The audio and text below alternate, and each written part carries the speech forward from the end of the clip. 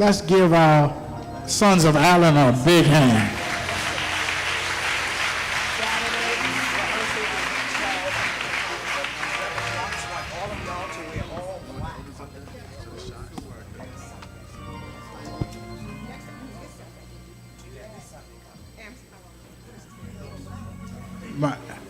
My presiding elders, would you all?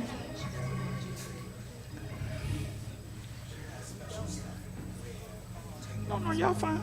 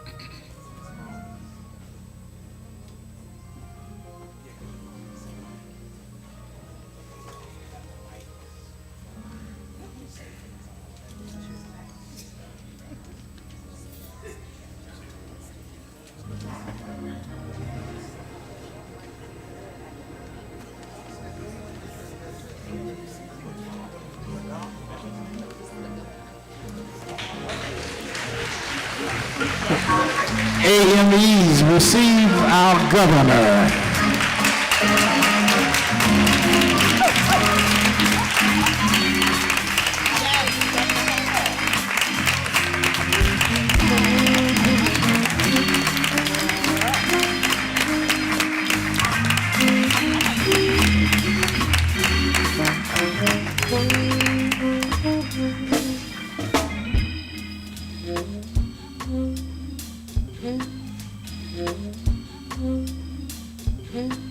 You are alto. You should be here and you should be up here. Switch.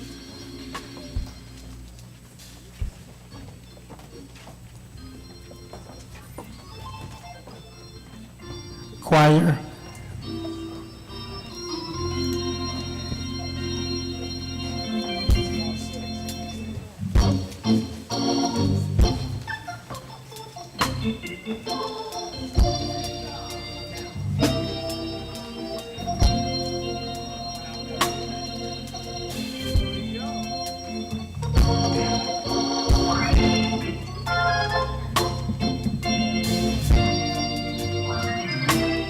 Rest in the meadow's grass, hey, and he leads me beside the quiet streams there.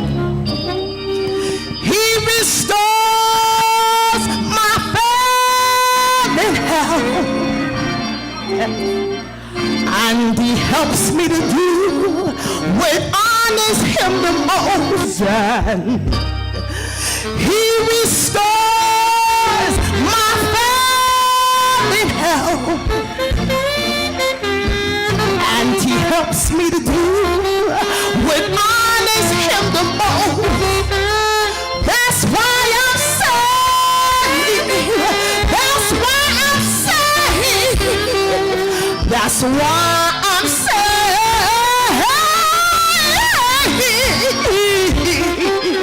I'm saved.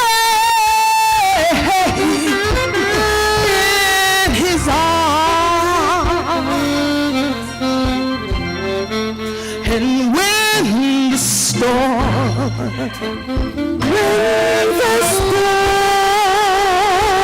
when the storms of life are raging, and life is raging, I'm gonna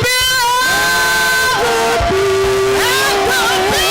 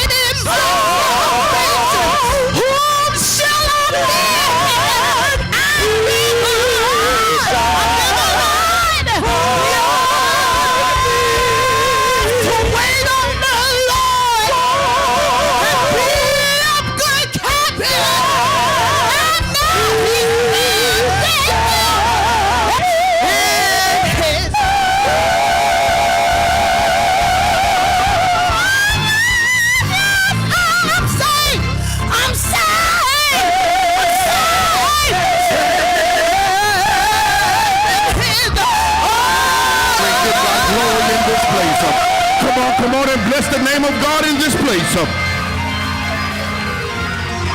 We are safe. Long Island and every place in between, seeking to advance the lives of men and women alike, including making historic investments into black health equity, including a $20 million economic investment for health services via the Black Church. I come to introduce and stand before you to introduce a governor who stands up for New Yorkers each and every day, and who does not allow former residents to intimidate us or dictate us concerning matters that affect us. New York A.M.Es, I come to introduce to you one who looks to make New York more affordable as she is championing legislation for auto insurance policies even now. I come to introduce to you the 57th governor, the first female governor of the great state of New York. Would you stand on your feet as we welcome the Honorable Kathy Hochul.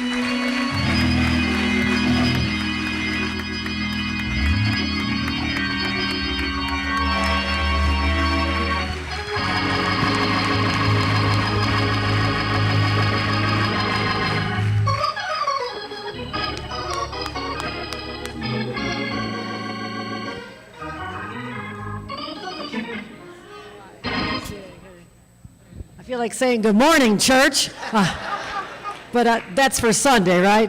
Well, hello to all my friends from the A.M.E family. Great to be here at First Bethel. Let's give it up for First Bethel for hosting the 204th session of the New York Annual Conference. That's a big deal, is it not? Let's give it up for First Bethel, and I want to recognize two extraordinary individuals. We are so blessed to have Honorable Bishop Samuel Lawrence Green Sr., who's the whole head of this. And I want to thank him for reminding us of God's presence in our lives every day at a personal level, but also the collective power of the church when it is engaged and activated on behalf of its people. So that is what we're continuing to talk about here, and I'll have a few more comments on that, but also Reverend Dr. Tristan Sally. We got to know each other very well back when he was in Buffalo. You're here, Buffalo? I got to ask him one question here. Are you still a Buffalo Bills fan? Oh, there we go. Just want to put that out there. Sorry, Jets and Giants. Sorry. I always have to do that. And I think we actually might have Inez Dickens in the room. Is that possible? Inez, where are you, sweetheart? Let's give her lots of love. What an extraordinary leader in Albany. She spent many years working so hard for her district, and I'm so glad to see her in good health right now. And all the leadership from A.M.E across the state of New York. I'll tell you this church has been a beacon of faith and hope for such a long time, through all the trials and tribulations of Jim Crow and the Great Migration and all the stresses that people were under, but you were always that beacon that people turned to. So they never felt that the light in their lives was extinguished. The church gave them that faith to carry on. And it's been a praying church, a teaching church, a preaching church, and above all, in my opinion, is a justice church. A church that knows how to call on God and to serve God through people every single day.